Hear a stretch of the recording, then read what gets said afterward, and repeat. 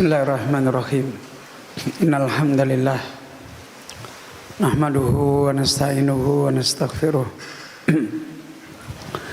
Wa na'udzu billahi min syururi anfusina wa sayyiati a'malina. Man yahdihillah fala mudhillalah wa may yudlil fala hadiyalah. Wa asyhadu an la ilaha illallah wahdahu la syarikalah.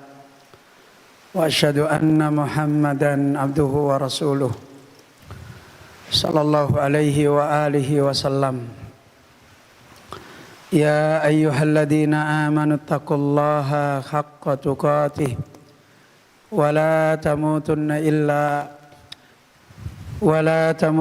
illa wa antum muslimun.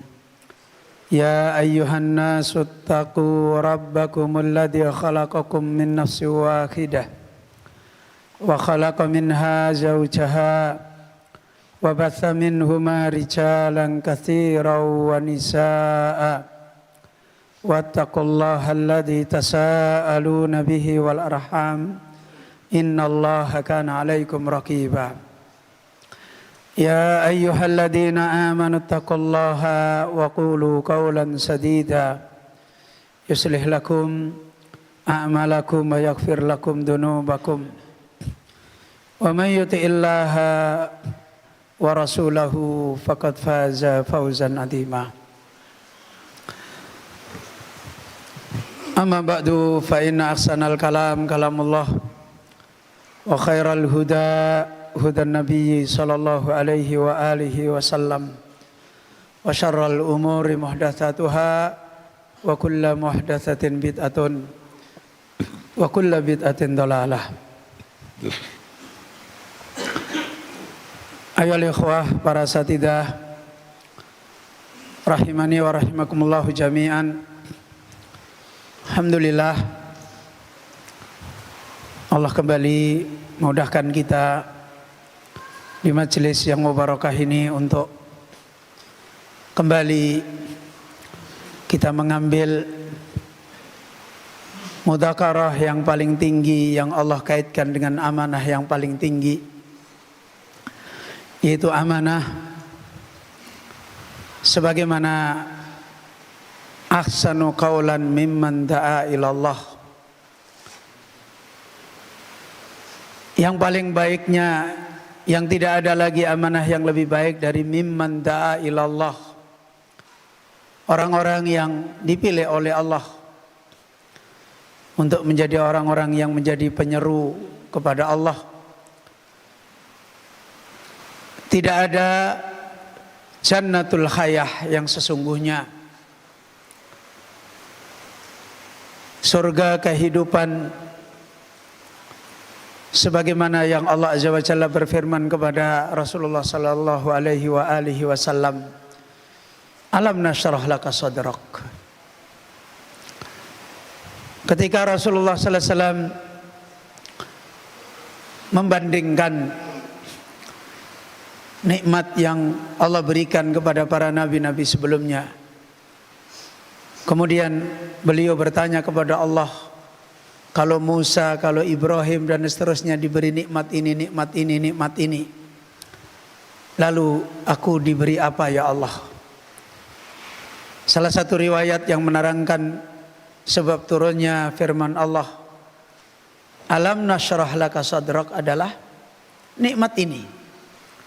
Nikmat ketika Allah Azza wa Jalla menganugerahkan din, ilm, perjalanan sebagai manusia yang paling punya kesempatan, punya kehidupan yang paling besar dengan Allah, yang tidak ada lain adalah kembali kepada nikmat yang Allah anugerahkan. Bukankah kami Allah telah memberikan, menjadikan luas lapang dada engkau wahai Muhammad sallallahu alaihi wasallam. Inilah nikmat yang sesungguhnya yang kemudian Allah kaitkan dengan semua kenikmatan-kenikmatan yang ada. Yang paling layak untuk mendapatkan dua surga kehidupan. Surga di dunia dengan Allah, dengan namanya, dengan sifatnya, dengan perbuatannya. Yang surga ini sebagaimana diterangkan oleh Imam Ibnul Qayyim, al-qalbu arsyur rahman. Hati manusia adalah arsy-Nya Allah Azza wa Jalla. Istawa alaihi asma'uhu wa sifatuhu wa af'aluhu.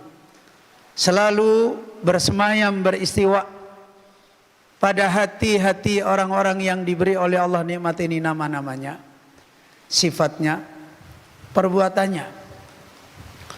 Karena itu nikmat ini dirasakan oleh Nabi kita Muhammad SAW pada puncaknya nikmat. Dari lisannya, dari kehidupan farahnya Rasulullah SAW. Bahkan secara tabiat manusia yang dijalanin para nabi dengan manusia yang lain sama. Tapi Nabi SAW bisa di saat bersama dengan istri beliau yang paling beliau cintai, bisa minta izin semalaman untuk mendekat kepada Allah Azza wa Jalla. Semua itu karena ada farah, ada kegembiraan Rasulullah SAW. Sehingga ketika muadzin beliau adzan di waktu sholat, maka beliau mengatakan, kenapa engkau cepat memutus kebahagiaan saya dengan Allah? Ayo ikhwah, apa yang mau diperebutkan orang-orang yang mewarisi ilmunya Nabi kalau tidak memperebutkan nikmat ini? Apa yang mau dikejar orang-orang yang meraih kemuliaan yang tidak ada batasnya kalau dia tidak mengembalikan kemuliaan ini menjadi syiar yang dia menjadi perburuan kehidupannya, menjadi orang-orang yang miftahun likulli khair, menjadi kunci pembuka bagi kebaikan-kebaikan manusia. Hari-hari sebagaimana sekarang ini, hari-hari manusia krisis dan mencari dan mengejar. Kita tahu sebagai contoh, cuma kadang-kadang kita salah menangkap. Kalau dulu di zaman saya itu mau ngajikan sunnah, yang ikut itu fuqara, ya, masakin. Yang ikut ngaji sunnah dulu itu orang-orang fakir, orang-orang miskin, yang dia hatinya sudah layin karena jauh dari fitnah dunia. Sebagaimana saya Muhammad bin Shalih Al-Utsaimin menasihatkan, kenapa syiarnya para nabi itu diikuti orang miskin, diikuti orang-orang fakir?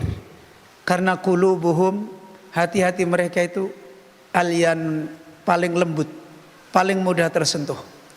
Beda dengan orang-orang yang mereka sedang bergelimang dengan nikmat dunia, rata-rata hati mereka adalah ar-ra'ahu staghna. Tapi hari ini banyak orang-orang yang sudah sampai kepada puncaknya dunia, yang diharap kebaikan, hidayah. Seluruh ideologi dunia nggak bisa memperbaiki hari ini. Firaqud dallah hanya memberikan bahasa-bahasa agama yang semu, membuat konferensi ingin membangun peradaban baru, kenyataannya nol, nggak ada. Yang ditunggu siapa? Yang ditunggu yang layak untuk mengembalikan manusia ke sini. Siapa yang paling layak? Ya mereka yang disebut oleh Nabi, yang kemudian ma'ruf, para pewaris Nabi di atas manhaj alaikum bisunnati wa sunnatil khulafa'ir rasyidin al mahdiyina min ba'di. Yang Imam Malik menasihatkan as-sunnah safinatun Nuh. Sunnah itu adalah kapal keselamatannya Nabi Nuh. Dan kita lihat hari ini orang-orang yang sudah lama bergelimang dengan dunia, sudah sampai pada puncak, mereka tidak dapat apa-apa dari dunia. Ya, kadang-kadang sayang Kita tidak bisa menyambut, malah kadang-kadang kita menginginkan apa yang dia tinggalkan. Apa yang mereka tinggalkan dengan dunia mereka? Ya dunia mereka. Justru kita sekarang malah sedih, ingin menikmati dunia mereka yang mereka sudah tinggalkan. Nah inilah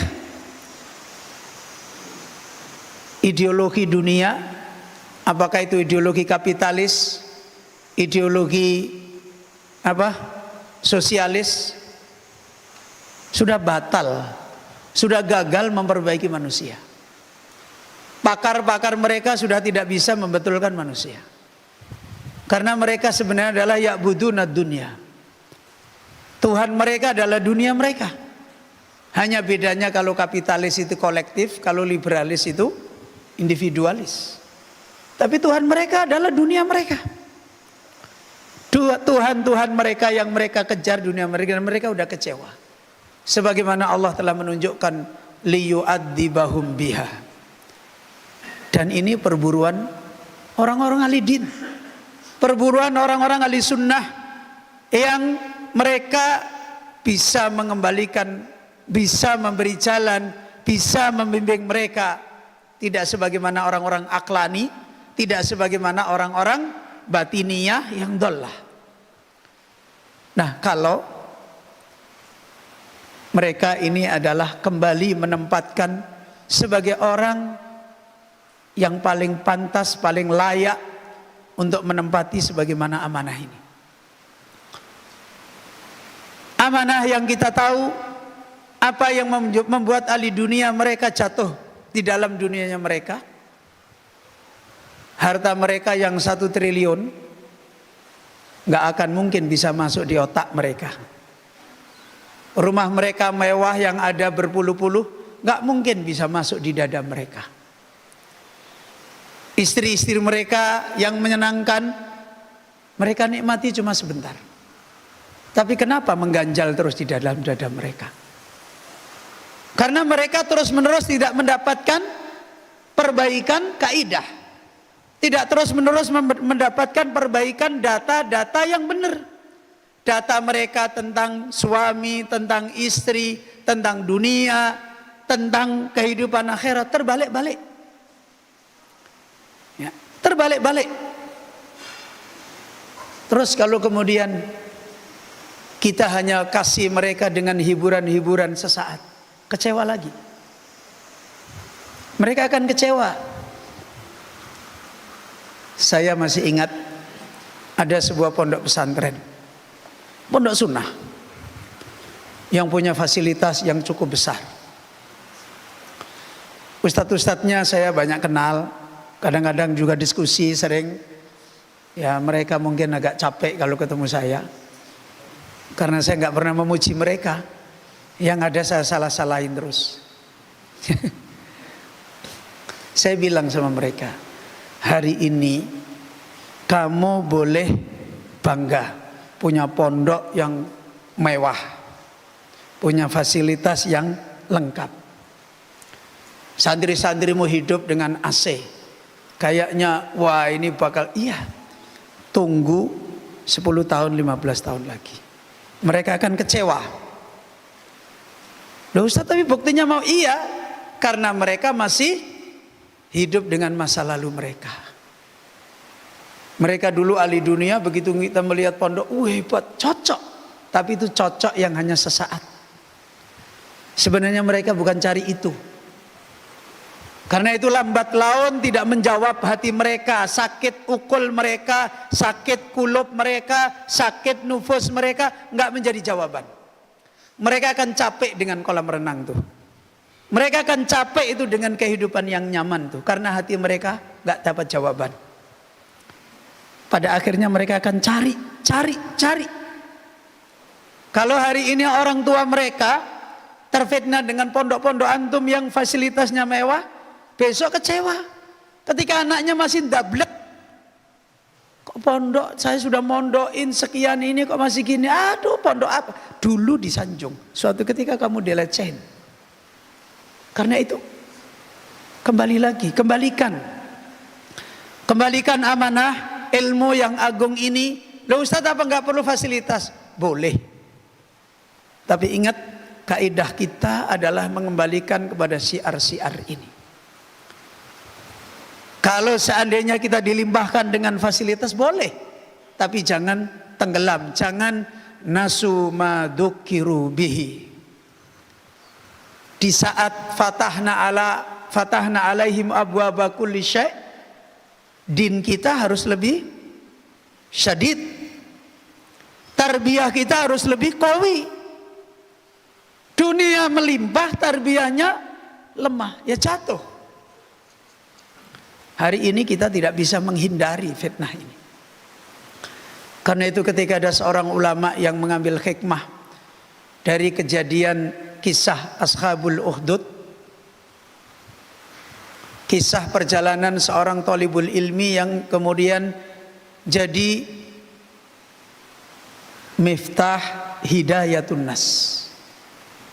Seorang pemuda, ya, gulam, yang dulunya belajar gurunya tukang sihir.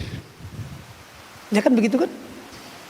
Dia dipersiapkan menjadi pemimpin mewarisi negara, dibiayai dengan fasilitas negara oleh raja. Jelas secara tabiat lebih cocok, lebih menyenangkan, lebih nikmat. Allah takdirkan ada hikmah. Di hari-harinya kemudian dia bertemu dengan siapa? Rahib. Yang kemudian dia mulai mendengar hikmahnya, mendengar nasihatnya, mendengar ilmunya. Maka akhirnya dia juga menjadi talibnya rahib. Di mana madrasahnya? Di gua. Kan begitu. Fasilitasnya apa? Nggak ada. Rahib. Bahkan ketika belajar mencekam. Kalau ketahuan raja, penjara. Tapi di aman, enak. Tapi ukul manusia itu yang dibutuhkan kebenaran.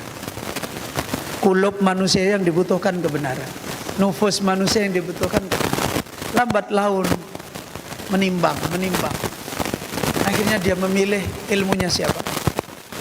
Rahib. Sebagian ulama menerangkan fi zamani ta'addudi masadiril ilmi. Ini menunjukkan pemuda ini hidup di zaman apa? Ta'addudi masadiril ilmi. Dia bertemu dengan berbagai macam sumber-sumber ilmu. Lebih-lebih lagi di zaman kita. Kita habis ajar cuma begini-begini, ini ketemu lagi yang lain, ketemu mbahnya punya madrasah, ketemu maknya punya madrasah. Ya kan? Ketemu temennya punya madrasah. Mana yang akan dipilih nanti? Kata para ulama, orang yang tarbiyahnya lebih aqwa biasanya lebih berkah. Rahib lebih aqwa, lebih ikhlas, lebih kokoh, lebih mendharma baktikan hidupnya untuk agama Allah, karena itu lebih qabul. Sebagian ulama menerangkan lebih qabul. Ya. Ayo ikhwah rahimani wa rahimakumullah. Ahli kebenaran itu ada di dalam penjagaan Allah. Jangan kita kemudian menggeser diri menjadi orang-orang dhaif. Kadang-kadang kita susah Ustadz di zaman ini. Ada orang bilang, Ustadz kalau kita ini nanti santri nggak kita tutup gini, nggak kita larang ini, nanti kena ini, wah akan begini. Kamu kok jadi orang bingung? Saya bilang, sahabat-sahabat Nabi di Mekah itu bukan hanya ketemu Nabi aja, ketemu orang musyrikin Quraisy, ketemu kehidupannya yang lain. Di Madinah ketemu ahli kitab. Kenapa nggak terganggu? Kenapa nggak terfitnah? Padahal mereka juga berinteraksi. Kita ini sekarang ketakutan. Kenapa? Ya karena kita nggak bisa mentarbiyah yang kuat, nggak bisa menjadikan anak-anak didik kita berkah, punya kekuatan iman. Inilah ayyuhal ikhwah. Karena kelayakan kita belum bisa banyak menjadi wasilah. Dan inilah yang menjadikan kembali apa yang dinasihatkan oleh beliau tadi. Bagaimana para pemuda-pemuda bisa kembali lagi menerima kebaikan. Sampai kepada pantai-pantainya orang yang bertobat. Kita tahu hari ini pemuda-pemuda kita hidup dengan apa? Generasi apa? Gen Z hidup dengan apa? HP. Kenapa mereka hidup dengan HP? Iya kenapa? Enggak juga. Kenapa Ustaz? HP bagi orang sekarang dipakai apa coba? Ustaz pakai apa HP? Hiburan kan? Betul ini jawaban sahih. Apalagi yang anak-anak kita. Kita yang jadi Ustaz punya HP yang dicari hiburan. Snack, TikTok. Iya kan? Apalagi? VB, IG, di HP gini-gini. Ini yang tua-tua. Loh Ustaz apa nggak boleh? Itu menunjukkan manusia itu butuh hiburan. Kalau dia tidak ketemu hiburannya yang sesungguhnya, cari hiburan yang aneh. Itu cari hiburan. Nanti besok pindah dari hiburan HP kepada hiburan yang lain. Kenapa? Setelah lelah, setelah capek, setelah bosan. Kenapa kok bosan? Kan hiburan makhluk. Makhluk itu laha afatun wa kusurun.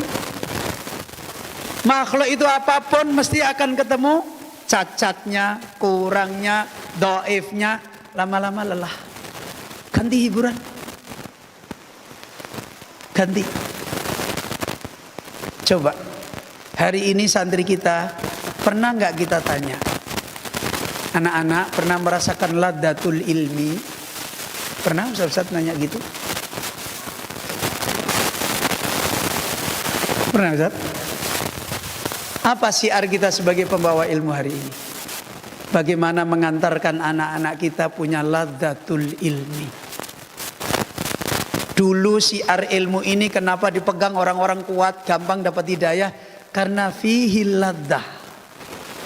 Di dalam ilmu itu ada kelezatan. Hari ini syiar ini telah jauh. Kita sebagai orang-orang yang ngajar, yang membimbing, tidak punya perjuangan mengantarkan santri berlabuh di dalam ladzatul ilmi. Nah inilah salah satu hal kita tidak bisa iqbalus syabab alal khairi wa tawajjuhi ila sawati ittaibina bihamdillah fisdiyaden wa rughbatu fi nasratid din wa tudkhiyati min ajlihi mawjudah. Kita kehilangan mengembalikan santri yang seperti ini. Apakah itu tiba-tiba? Susah Ustaz. Saya belum lama ini ngomong ke santri-santri. Tahu nggak, saya ngajar kalian ini sangat berat. Kenapa? Kalian itu generasi milenial, hidup dengan fasilitas, keluarga kalian penuh dengan kenikmatan-kenikmatan, dan itu kebiasaan hidup kalian. Sementara saya ajar kaidah. Kaidah itu pasti mukhalafatul hawa. Kan begitu kan? Yang namanya kaidah mesti mukhalafatul hawa. Karena itu mencocokkan ini syadid. Beda dengan zaman saya belajar. Zaman saya belajar sudah biasa lapar, sudah biasa hidup susah. Kita mau pergi ke pondok aja, dari kota mobil berhenti sampai di pondok jalan kaki 10 kilo. Tanahnya lumpur. Jadi ketika di pondok dididik susah, gampang nyesuaiin. Sekarang kalian ini biasa hidup nikmat, biasa hidup enak, terus dibawa ke ilmu. Sementara ilmu itu mesti membutuhkan, kalau kata orang dulu, prihatin, membutuhkan perjuangan. Dah kalian gak biasa susah. Ini adim. Para satidah rahimani wa rahimakumullah. Dan inilah yang tadi disampaikan, ini generasi kita. Siapa yang ditunggu? sambutan mereka untuk kembali berlabuh kepada ilmu, berlabuh kepada hidayah, berlabuh kepada ini mencari dan mencari dan mencari. Apalagi lebih jauh lagi, warraghbatu fi nasratiddin. Akhirnya dia bangkit untuk membela agama. Ada, saya itu sedikit dilapori, ada santri madrasah yang lagi pengabdian di sana di Palu. Saya mau datang ngisi ngaji, setiap bulan saya ke sana. Masyarakat, alhamdulillah masyarakat itu datang. Masyarakat cerita, Ustadz, alhamdulillah kita bisa datang karena tadi santrinya Ustadz tuh masuk ke rumah satu-satu silaturahim. Orang tua di rumah itu diajak ngomong, terus diajak ke masjid, ayo ngaji Pak, satu-satu. Ini santri pengabdian. Kalau apalagi santri di sini jumlahnya berapa? Kalau santri-santri kita seperti ini, masya Allah, Lombok ini bisa kembali lagi. Iya, Lombok ini bisa kembali lagi. Syiar ilmu yang dulu pernah diramaikan itu bisa kembali lagi. Saya ketika pergi ke pondok pesantren saya bilang, dia tanya, Ustadz, pondoknya di Semarang santri dimasain apa masak sendiri? Masak sendiri, kayak zaman saya mondok. Oh, mau Ustadz, mau. Terus gimana Ustadz belanja? Belanja sendiri. Ke pasar, rombongan, ada kelompok-kelompok belanja. Lu bisa? Alhamdulillah bisa. Kita ini sudah susah Ustadz, padahal kita di kampung. Antum di kota, kenapa bisa? Saya nggak bisa, itu kemudahan Allah. Saya juga nggak tahu. Saya hanya ingin mengembalikan mereka. Saya ingin bagaimana ilmu ini diterima sebagaimana generasi dulu. Ayo ikhwah, Allah sudah berfirman, ana fi dhonni abdi. Ya kita sebagai da'i ilallah, ya lihatlah diri kita. Kadang-kadang saya itu terus terang, kalau saya ngajar santri, kalau santri nggak paham, saya itu, ya Allah, saya ini punya dosa apa? Saya punya kesalahan apa? Nah itu ulama-ulama dulu kita syiarnya adalah bagaimana mengembalikan da'in ilallah yang menjadikan keberkahan dalam ilmu, dalam dakwah, yang tidak hanya ngandalin sekedar kita ngomong dia ngerti mesti baik. Enggak. Mereka hatinya dibukakan oleh Allah itu qabul. Qabul itu tidak bisa dipisahkan dari perjalanan kita. Bukan karena sekedar pakai caranya ngerti mesti bisa, belum. Banyak saya membuktikan sendiri, Pak. Ada santri yang susah, anak putri, Pak. Sudah 10 tahun masih jadi santri. Orang tuanya minta disuruh ngajar di kampungnya. Dia bilang, enggak, aku belum mau ngajar. Aku masih mau belajar. Nanti kalau Ustadz meninggal baru saya ngajar. Ada santri itu ngomong begitu. Ada orang tua santri di Semarang. Bapaknya dokter spesialis, ibunya dokter. Orang jamaah, orang Arabi.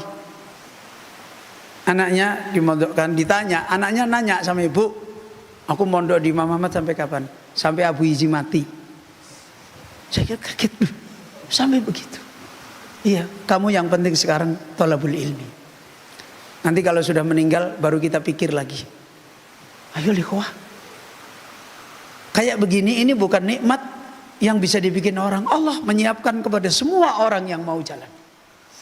Pada semua orang yang mau mengembalikan amanah ini sebagaimana yang dinasihatkan oleh para ulama. Ya. Wa ma'a kulli hadhil khair alladhi mala'al arda illa annal katsir la ya'rifuna fadla da'watil hakiki. Salah satu motivasi yang hilang, kemuliaan menjadi ahlullah khassatuhu ini terdegradasi. Kemuliaan menjadi da'in ilallah sudah mulai runtuh. Kita sudah kurang, padahal Masya Allah. Coba, saya kira Ustadz coba kalau Ustadz itu tiap hari baca Syiar A'lamin Nubala, sudah lupa dengan Indomaret. Iya kan? Udah lupa itu dengan supermarket, itu lupa. Ya. Karena di sana kita membaca kembali, kita ini ternyata sudah jauh dari perjalanan mereka. Gimana orang-orang mulia dulu punya perjalanan hidup? Ya. Saya kadang-kadang kalau ditanya, Ustadz, tapi istri begini, istri begini, istri begini. Ya Allah, istri kita ini ubun-ubunnya di tangan Allah. Kalau Allah ridha sama kita, mungkin kita ngomong 1-2, insya Allah Allah perbaiki hatinya. Tapi kalau kita nggak diridhai oleh Allah, lembok kamu jelasin sampai habis energimu, Allah nggak beri keberkahan, nggak dibuka hatinya. Ngomong banyak, nggak jadi kebaikan. Ukuran kita sebagai Ahlussunnah itu yang paling besar itu pertolongan Allah. Ya. Kalau Ahlussunnah zuhud dengan pertolongan Allah, ini aneh. Ahlussunnah kok syiar pertolongan Allah nggak ada. Perjuangan untuk menjadi da'in ilallah yang mansuratun najiyatun nggak ada. Makanya saya kadang-kadang heran. Loh, kalian itu katanya mansuratun, kok kaidah mansuratunnya nggak ada?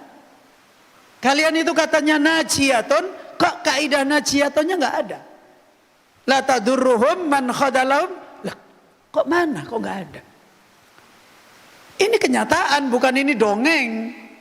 Kita harus merasakan bahwasanya kita ini ada hikmah mansuratun, ada hikmah najiyatun, yang itu menjadi syiar kita, sekaligus menjadi perburuan kita di dalam melihat amanah-amanah kita di dalam dakwah ini.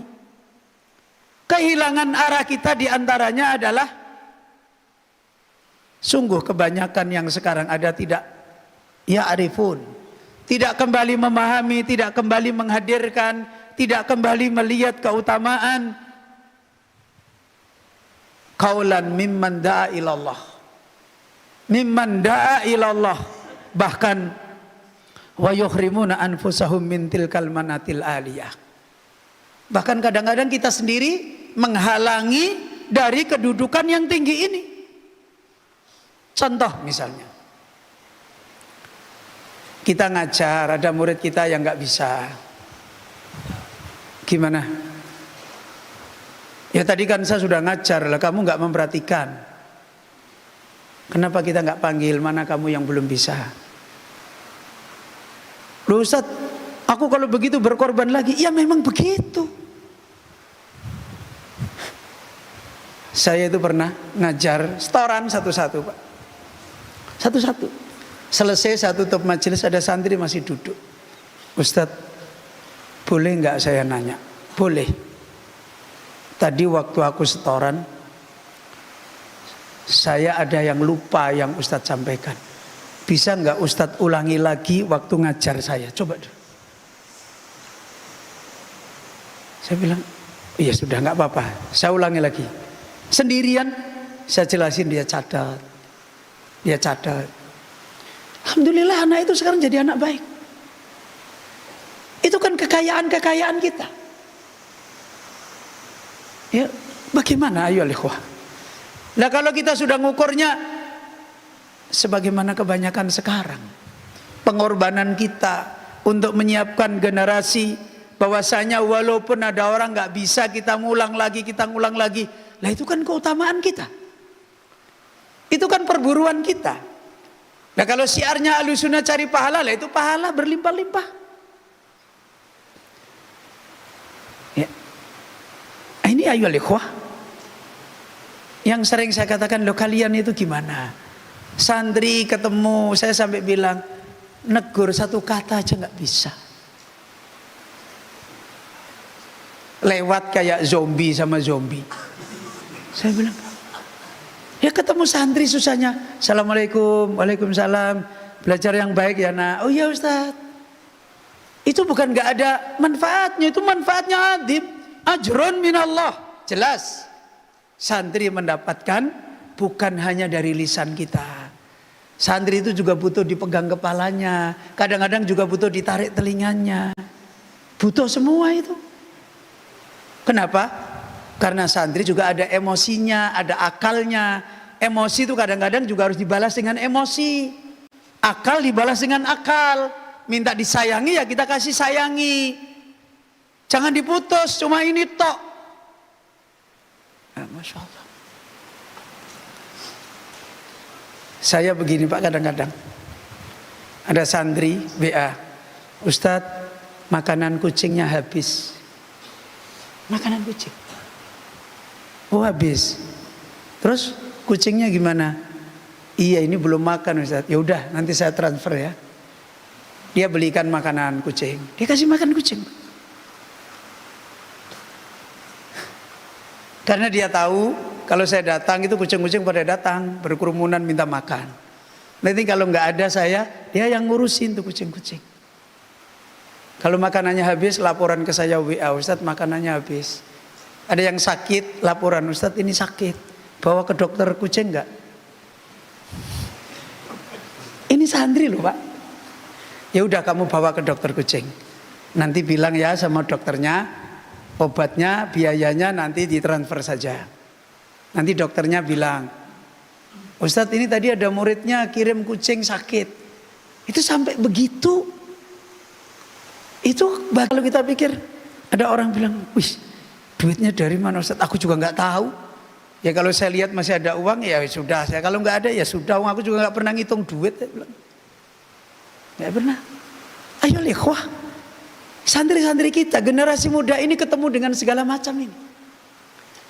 Mereka juga ada akalnya, ada hatinya, ada emosinya, ada jiwanya, ada peradabannya. Mereka ini bersentuhan semua dengan kehidupan ini. Gimana kita mengembalikan mereka? Wasilah hidayah itu banyak. Kadang-kadang cuma lewat sentuhan ini jadi wasilah kebaikan dia. Kadang dengan faham jadi wasilah. Kadang dengan kita marah jadi wasilah. Kita kembali lagi. Semua ini adalah keutamaan, kemuliaan. Di dalam kita menjadi da'in ilallah wa yakhrumuna anfusahum, malah jangan kita menutup. Santri gini tutup, santri gini tutup, santri. Lah kapan kita mau mereka terbuka? Kita ngandalin, Ustadz sudah kita ajar. Ya Allah, apa begitu Nabi? Di mana akhlaknya Rasul? Azizun alaihi ma'anittum. Di mana akhlaknya Rasul? Harisun alaikum. Kehidupannya Nabi sallallahu alaihi wasallam itu punya kehidupan dengan murid-muridnya, punya kehidupan dengan para sahabatnya. Nabi di sumur aja orang berdatangan mengejar, duduk. Abu Bakar minta izin, Umar minta izin, jadi hikmah, jadi ilmu. Ya, ini ayo ikhwah. Hari ini generasi kita punya transformasi dunia yang cukup besar. Dengan HP sepele mereka dapat semua dari kehidupan dunia. Data masuk semua di pikiran dia. Dan ini harus dijawab. Kalau kita kembali kepada orang-orang diberi hidayah oleh Allah, nyambung pengajaran itu dengan perbaikan mereka. Nyambung. Ini ayo ikhwah. Sekarang mari kita lihat salah satu ayat yang kita, Allah sampai begitu dalam memberikan perhatian.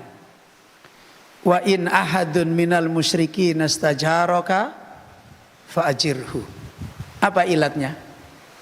Hatta yasma'a kalamullah. Baca tafsirnya saya Sa'di. Kenapa? Li ajlil faham. Apakah orang Arab dapat dari mana faham? Karena Al-Quran turun dengan lugah mereka. Wa lugatuhum lighatul ilm. Lugah mereka adalah lugah ilmu. Makanya ketika Nabi sampai disuruh, kalau ada orang musyrik datang kepadamu minta perlindungan, lindungi. Tujuannya apa? Istifadah. Li ajli fahmi kalamillah hatta yasma'a kalam Allah. Sehingga mereka mendengar kalam Allah. Lah apalagi ini santri yang benar-benar datang minta dididik, minta diajar. mempersiapkan diri, waktunya dan sebagainya.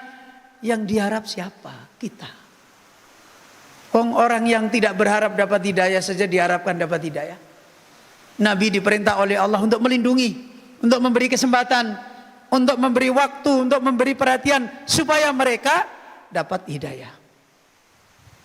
Nah, kita yang sudah dihadapkan dengan orang-orang yang sudah datang kepada kita dengan segala keterbatasannya jelas, tetapi kembalinya kepada kita. Ini ayolah ikhwah, maka kembalikan memahami keutamaan yang agung ini menjadi da'in ilallah, buka seluas-luasnya wasilah-wasilah yang Allah Azza wa Jalla telah berikan, mintil kalmana makanatil aliyah wa min dalika syarafir rafi'i. Tetapi sayang, beliau menasihatkan walil asafi kathirun minas salihina yanshagiluna bi anfusihim wa yataharrabuna min mas'uliyati nashrid din lida akhadu ahdafi hadal kutaibi as-sa'yu ila ja'li as-salihina muslihina biidnillah wa qad ana al-awanu an nakifa ma'a anfusina wa qafata muhasabatin qabla fawatil awani. Maka risalah ini dinasihatkan kembali oleh muallif, sangat disayangkan hari ini. Sumber dari perbaikan itu terjadi masalah. Apa? Katsirun minas sholihin. Banyak dari orang-orang yang sudah mendapatkan perjalanan dengan ilmu Allah menjadi orang soleh. Yansagiluna bi anfusihim. Lebih sibuk dengan diri-dirinya. Ya, yansagiluna bi anfusihim wa yataharrabuna, banyak lempar-lemparan. Bukan lempar-lemparan karena tawadhu, karena nggak mau capek. Ya, ada dulu seorang Ustadz kalau kita nerapin seperti itu, aduh nggak mudah Ustadz gini-gini. Saya bilang itu bukan nggak mudah, antum yang nggak mau capek. Bukan masalahnya nggak mudah. Ya, dalam kenyataannya banyak nggak yang sulit jadi mudah karena kita punya ulul himmah. Banyak enggak yang mudah jadi sulit karena kita tidak punya banyak ya ikhwah. Ya. Saya pernah dulu santri-santri awal itu, saya ajak kerja bakti buat jalan bareng-bareng. Saya juga bawa cangkul, mereka bawa cangkul. Habis itu, Ustadz udah capek nih. Capek. Ya udah istirahat dulu. Ustadz kok nggak capek-capek sih? Bukan masalah nggak capek-capek, karena pikiranmu ketika nyangkul kapan istirahat. Makanya kamu cepet capek. Ya. Kalau saya ini ketika nyangkul, ya Allah, saya ini menjadi contoh bagi murid saya. Nggak boleh saya berhenti dulu. Jadi pikiran saya ke situ, jadi nggak kerasa. Ya capek sama namanya tulang, ya apalagi tulang yang sudah umur ya capek. Ya. Tapi karena ada himmah yang masya Allah, itu yang menguatkan kita, yang menjadikan kita tidak terasa. Hanya persoalannya apa? Kalau menurut ilmu kedokteran masuk akal nggak? Coba saya tanya, kalau menurut ilmu kedokteran masuk akal? Kalau orang lagi makan banyak, darahnya kemana? Loh, kok nggak paham? Orang kalau lagi makan banyak itu darahnya kemana? Ke lambung, kerja keras, ada makanan yang harus digiling. Ya kan ke situ. Jadi yang dikerasakan yang lambung. Nah kalau orang pikirannya lagi penuh di sini, darahnya kemana yang paling banyak? Ya ke sini. Sarafnya lebih banyak terasa di sini. Punggung yang sakit nggak kerasa. Nanti setelah bareng-bareng muridnya di sini hilang baru oh sakit ya, itu baru. Lah kalau kita di pembaringan terus ya sakit terus. Ya. Sakit sebenarnya itu sesuatu yang makul, yang bisa dipahami. Apalagi dikaitkan dengan pahala, dikaitkan dengan akhirat, ya, dikaitkan dengan kesempatan. Kalau kita ingat apa yang pernah dinasihatkan Nabi Sallallahu Alaihi Wasallam, ada orang yang ingin kembali di dunia setelah kebaikan itu diberikan oleh Allah di akhirat. Setelah melihat nilainya kebaikan itu pengen kembali ke dunia. Dan dia berkata, ya Allah, kembalikan aku ke dunia, jadikan hidupku paling sengsaranya manusia, menyeret wajahku dari awal sampai akhir, tapi engkau berikan di akhirat paling mulia. Itu ada. Nah, kesempatan kita sebagai orang yang ini kesempatan besar, ya. Dan dari situ ayo ikhwah, kita akan melihat umat ini bisa kembali lagi. Kita akan melihat umat ini bisa baik lagi kalau kita mengambil peran ini dengan besar. Jangan malah terbalik. Seperti mana yang dicontohkan ini, walil asaf malayan sagiluna bi anfusihim wa yataharrabuna min mas'uliyati nasriddin. Menyebarkan agama malah menjadi sesuatu yang kayak kerja. Aku kan sudah gajiku sekian, jamku sekian, ya sudah. Itu urusan orang lain. Hitung-hitungan. Ya gimana? Aku nggak mudir kok. Itu kan mudirnya. Aku kan ustadz baru. Itu ustadz senior. Ini ulama salaf dulu apa pernah ribut kayak gitu itu? Ya, kita ini kalau ribut-ribut dengan itu ustadz itu juga gini, itu juga gini. Ya, saya itu masih ingat, saya ceritain ini. Waktu zaman Covid, semua pondok-pondok kan memutuskan apa itu? Libur. Libur kan? Saya di Semarang, saya putusin nggak libur. Ustadz, nggak atiu waliul amr Ustadz. Taat aku. Cuma taatmu mujmal, taatku tafsil. Kamu kan memanfaatkan peringatan ulil amri untuk kamu wisata sama istrimu. Lah ulil amri memang, tapi kan ada catatan. Lah sekarang kita harus cerdas. Anak kita ditakutkan dengan penyakit Covid, tidak ditakutkan dengan penyakit setan dan iblis yang sudah jelas-jelas menggerogoti. Itu saya ingin cerita ini dulu sadid. Waktu itu saya dari Bandung lagi daurah pas Covid penutupan pertama. Saya naik kereta itu 5 gerbong sendirian. Stasiun saya masuk stasiun Bandung, cuma saya lihat 3 biji orang. Dunia kayak zaman zombie, saya bilang gitu. Di kereta saya buat SK. Buat SK keputusan madrasah ini libur apa enggak. Kalau libur, santri saya ini ngapain nanti di rumah-rumah mereka. Wong di madrasah aja saya didik tiap hari. Kayak gitulah. Kalau dilepas, saya buat SK. Saya putusin tidak libur. Saya kumpulin semua data dari pemerintah saya kumpulin, data dari kesehatan saya kumpulin, data dalil akidah saya kumpulin, data dalil fikih saya kumpulin, saya jamak jadikan satu. Akhirnya saya putuskan madrasah tetap belajar dengan menjalankan semua ketentuan yang ada. Apa tuntutan pemerintah? Saya jalanin. Apa itu yang namanya dulu itu? Hah? Protokol kesehatan. Saya jalanin semua, saya siapkan protokol kesehatan. Bahkan apa itu kalau dibatasi namanya apa? Hah? Ada istilahnya. Hah? Bukan lockdown. Apa? Ada istilahnya itu loh. Kalau dalam bukan jarak. Kalau wilayah sedang ini kan terus dibatasi, nggak boleh ada yang masuk, apa namanya? Hah? Isolasi. Tapi saya isolasi pondok saya, nggak boleh ada yang masuk. Santri tetap belajar. Belanja berhenti di sana, diterima satpam.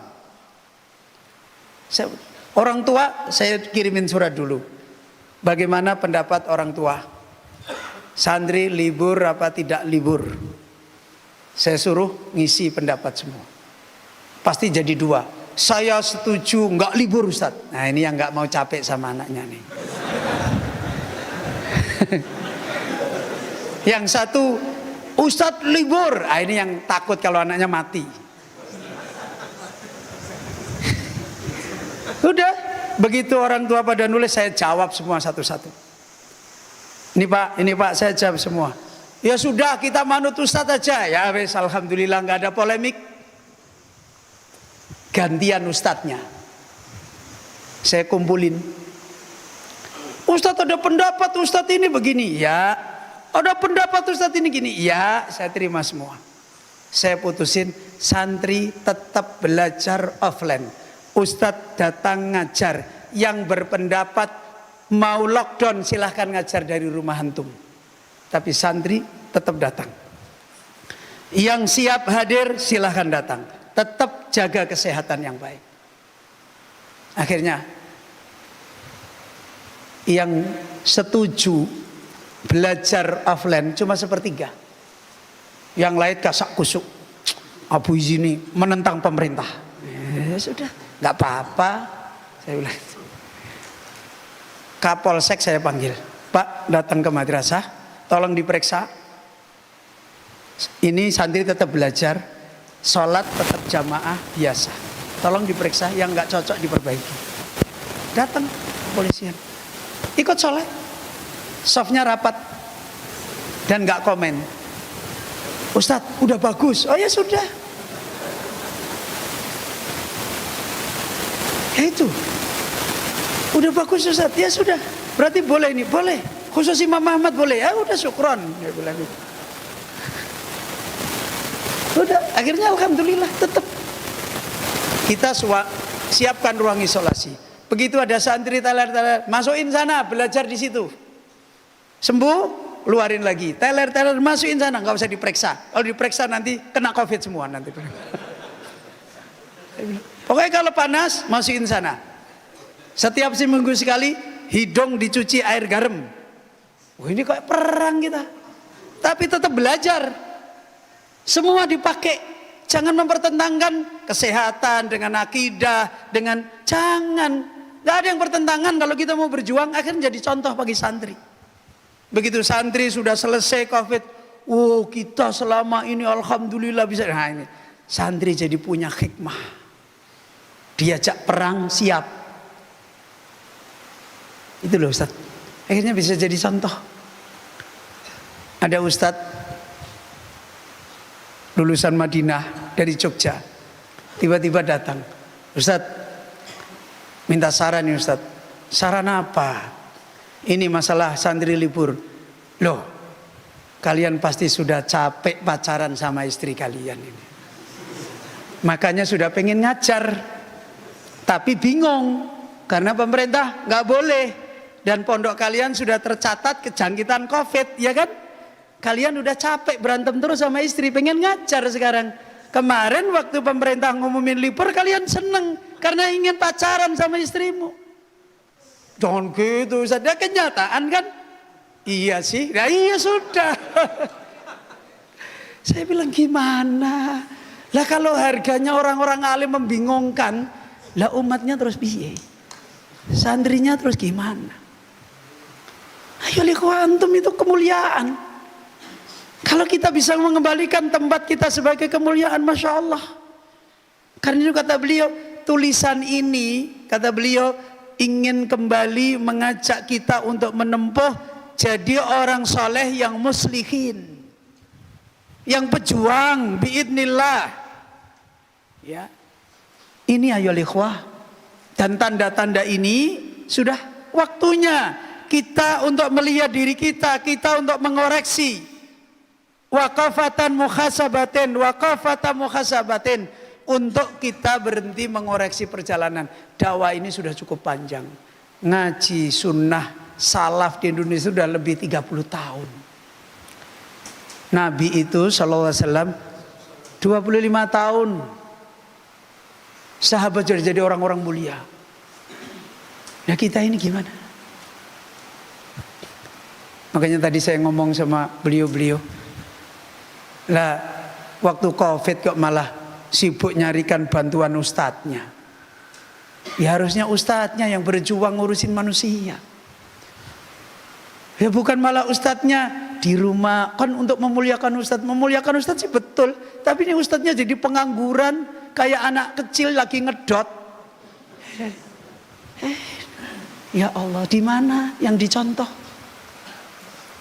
Makanya la ilaha illallah. Kehormatan kita sebagai orang alim untuk menjadi muslihin ini dhaif. Ya, ini lemah. Dan inilah yang dinasihatkan, waktunya hari ini kita mengembalikan dakwah ini menjadi kemuliaan kembali. Menjadi jawaban nasrullah, datangnya pertolongan Allah. Maka kata beliau, fa ahbabtu syahdal himam, maka aku suka kembali untuk ngasah, untuk betulin, menajamkan kembali semangat-semangat kita dengan mengembalikan bidzikri fadaili da'wati ilallah, dengan mengembalikan kembali kemuliaan, keutamaan jalan menjadi para penyeru di jalan Allah. Wa malil amilina fi majalil islah wal bayan wa ta'limil khair min makanatin. Tidak ada kerja yang paling mulia, yang paling hebat di dalam medan memperbaiki medan ilmu, medan pengajaran dari satupun kedudukan. Nggak ada. Nggak ada kedudukan yang paling mulia kerjaan di dunia ini untuk Allah kecuali mendidik orang, ngajar orang dan sebagainya. Ini ayyuhal ikhwah. La'allana ma'an yadan biyadin nuqidun na'ima wa nukhaffiza anfusana wa naqsiba mazidan minal qulubi bitadhkirihim bihaqiqati amri da'wati la'allal amila ayyazdada himmatan wa nasyatan sa'ilal maula ayyaj'alana mimman yahmilu hamma hadad dini wa yas'a ila nasrihi fil afaqi ala manhajis sahih. Beliau kemudian mengingatkan, semoga kita ma'an bisa bersama-sama kembali, yadan biyadin, bergandengan tangan yang benar kembali, nuqidun na'ima, mengembalikan, menyadarkan kembali orang-orang yang tidur, dan kita kembali nuhaffiza anfusana, membentengi kembali diri-diri kita kembali untuk bekerja kembali, mendapatkan ziyadah di dalam urusan hati kita dengan memberikan peringatan, mengingatkan kepada mereka dengan hakikat urusan dakwah yang agung ini. Semoga orang-orang yang beramal ini amalan orang yang menempuh ini akan menambahkan himmah, semangat, kebangkitan, dan kita minta kepada Allah Al-Maula agar Allah menjadikan di antara orang yang mereka kembali memikul semangat agama ini dan kembali menempuh syiarnya untuk menyebarkan kemuliaan agama ini fil afaq, di seluruh penjuru hidup ini, kembali di atas manhaj yang benar.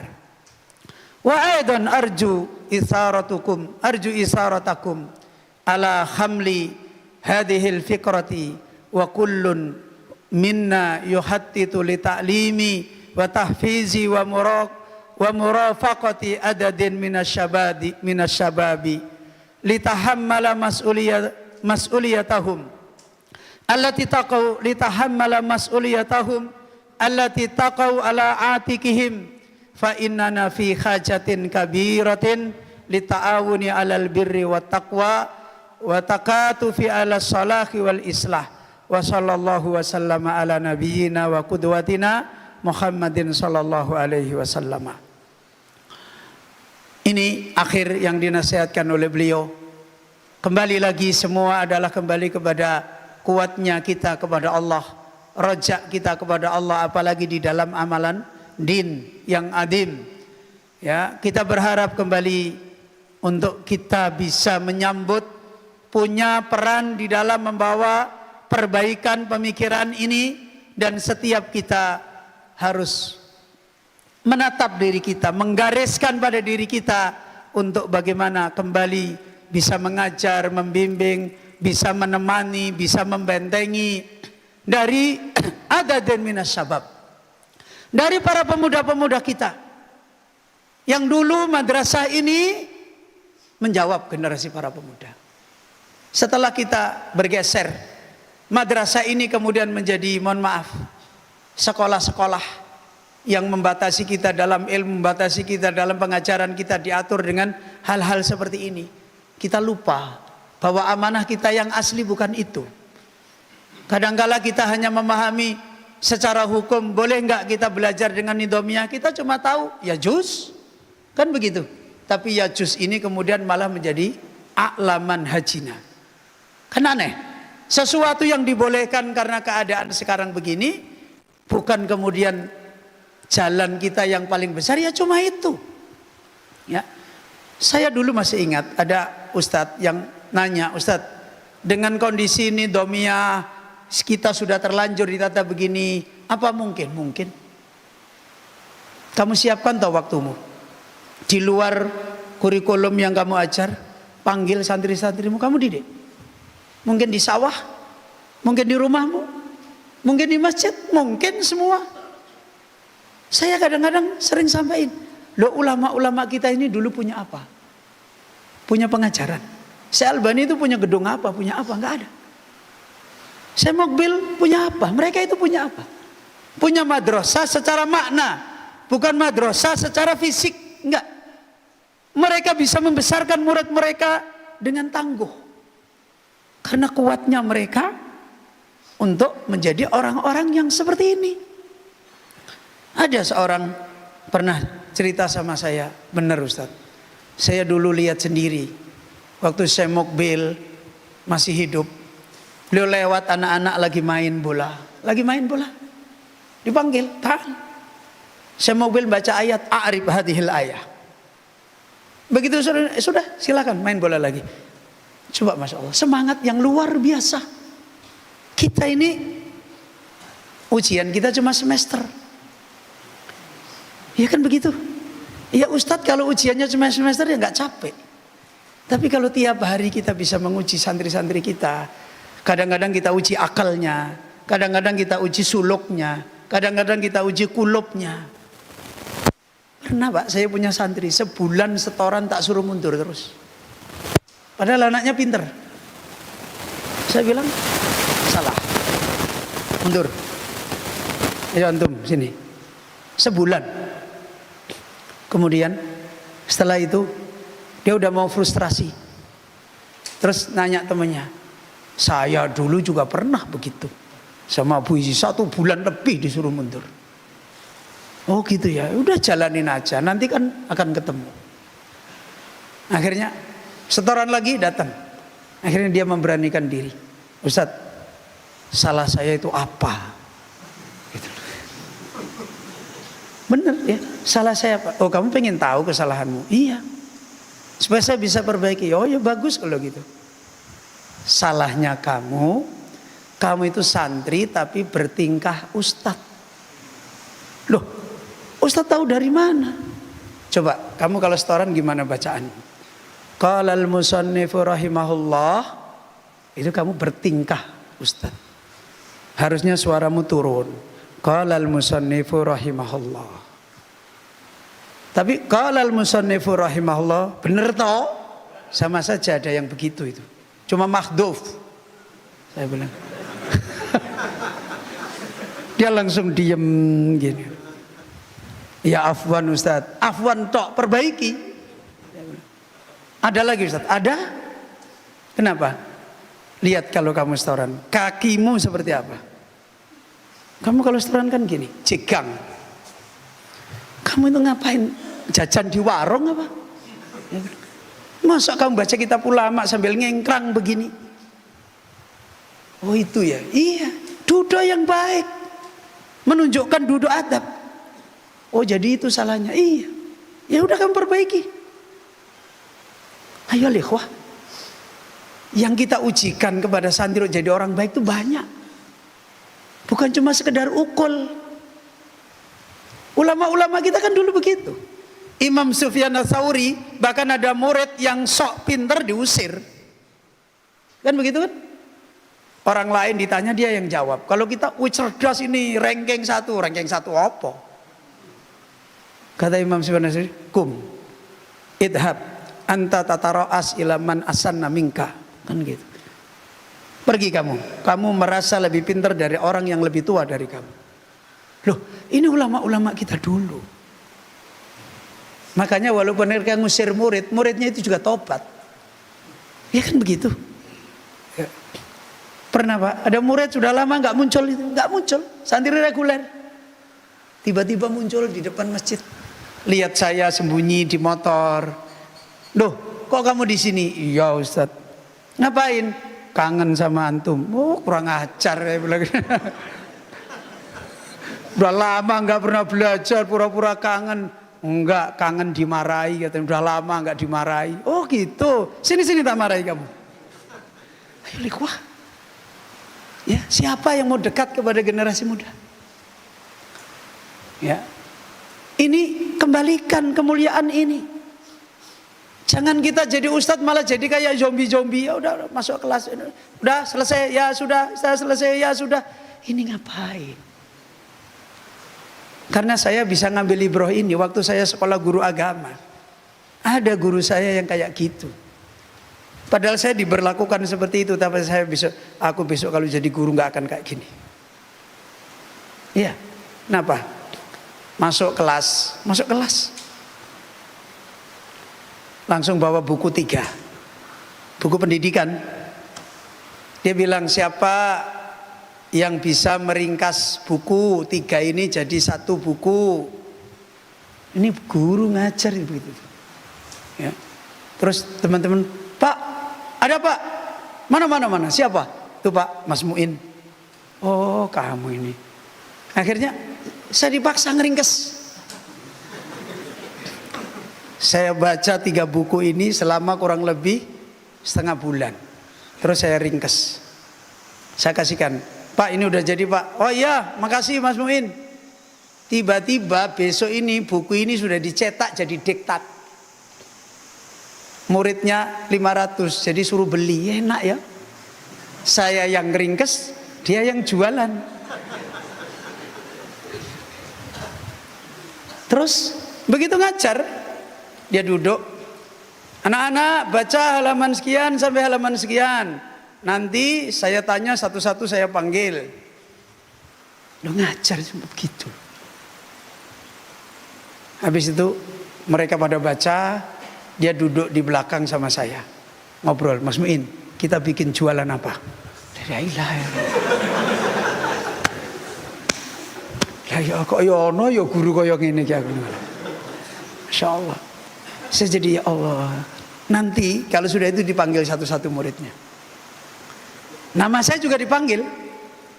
Saya bawa buku kosong. Ini Pak. Oh iya mundur nggak apa-apa. Bagus. Dalam hati saya ya Allah, kalau guru kayak gini semua terus muridnya jadi apa gitu loh. Ayo lihat. Jadi ini kemuliaan umat ini kembali kepada kita. Kalau kita benar-benar mengembalikan kemuliaan umat seperti para nabi, insya Allah, ya, kembalikan. Dan kita di sini, masya Allah, punya mujahadah yang sama.